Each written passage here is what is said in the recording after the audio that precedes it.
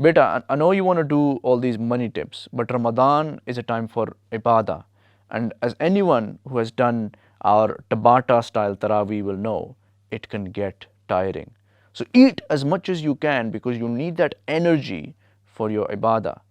It is said that the samosa is an ancient Sufi tradition to help them get through the night prayer.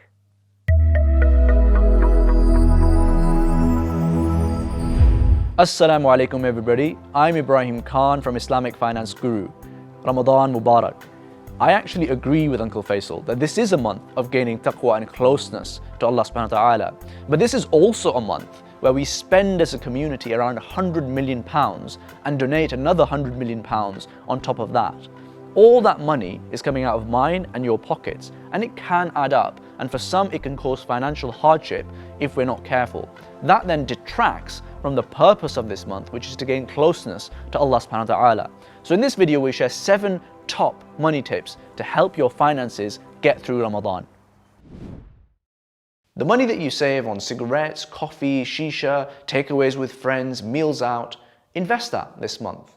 That money adds up to a lot. The average smoker in the UK will be spending around £3,300 a year, and the average Brit spends around £400 to £600 a year on takeaways. That's a lot of money, and it adds up to hundreds of pounds every month. Money that we could be putting into something like Wahid Invest or Yielders or any of the other investment options that we have listed on our website. And try and make that a habit this month as well, so that you take it forward for the rest of your life. Make intention to fast throughout the year, even outside of Ramadan. How easy are you finding it, and how much better do you feel about yourself? And also, if you fast outside of Ramadan, you'll get that spiritual boost throughout the year. It's sunnah, right, to fast on Mondays and Thursdays. And you will save a ton on the lunch money and the other snacks as well. And you can take that money and you can invest it for your retirement or for any other project that you might have in your mind. And that will add up to hundreds of thousands of pounds. And we've done a video that we show you how that can add up to hundreds of thousands of pounds, and I will share that link in the description below. Instead of Colgate, I use date paste, put it on the miswak, just use it during the day. That's why my teeth are like this. If you're a high rate or additional rate taxpayer, make sure that you claim back for your charitable giving this Ramadan in your tax return. You get back about 25 to 30%. So if you gave £10,000 for example this month, you'd get back £2,500 to £3,000 of that. Amazing, right? Plan your shopping and plan your meals. Try not to go shopping in the late afternoon because you want to avoid those impulse buys because of your hunger pangs. Try and cook things that keep well so that you can store them away and eat them the next day. That saves you cost. It also saves you time because you don't have to cook and you can spend that time doing ibadah. And make a salad a key part of your diet because that saves you cost again, but also it's fresh and that helps you keep healthy this Ramadan.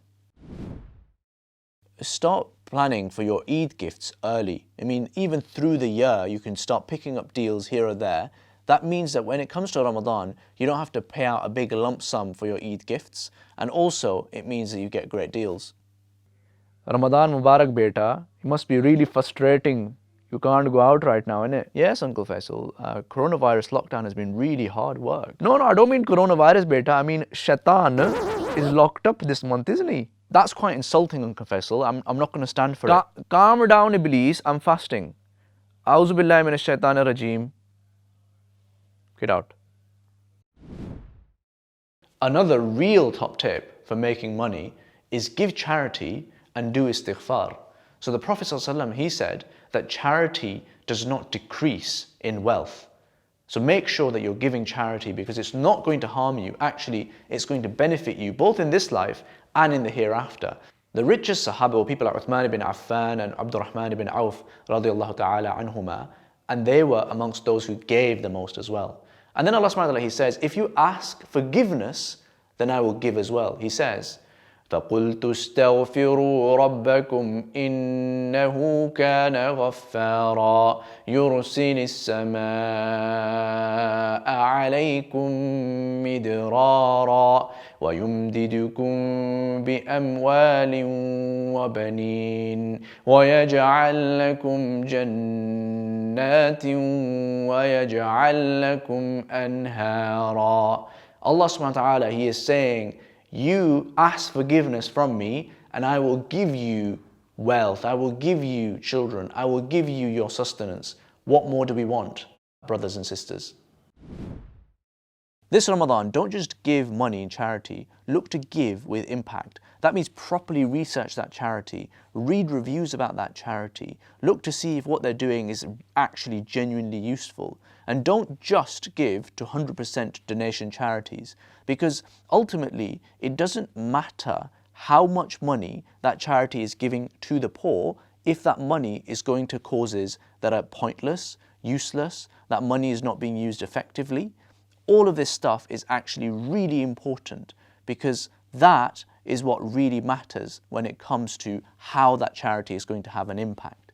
We have £400 million charity industry in the Muslim community these days, and we need to be thinking really wisely about it. We make our decisions about where we give emotionally.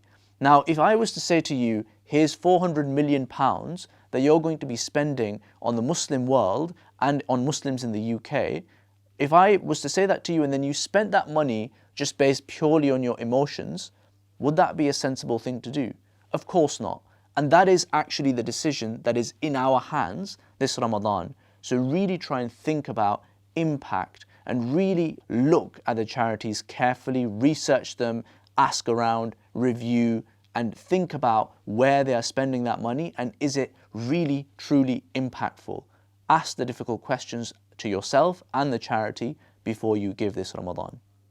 That's it for today, guys. Thank you for watching. Remember, IFG is here to help you make money and save money. And please do subscribe to our channel to hear about all of our halal investment tips and saving tips here first. And leave us a comment. If you'd like us to cover anything, we'd love to know. Salam.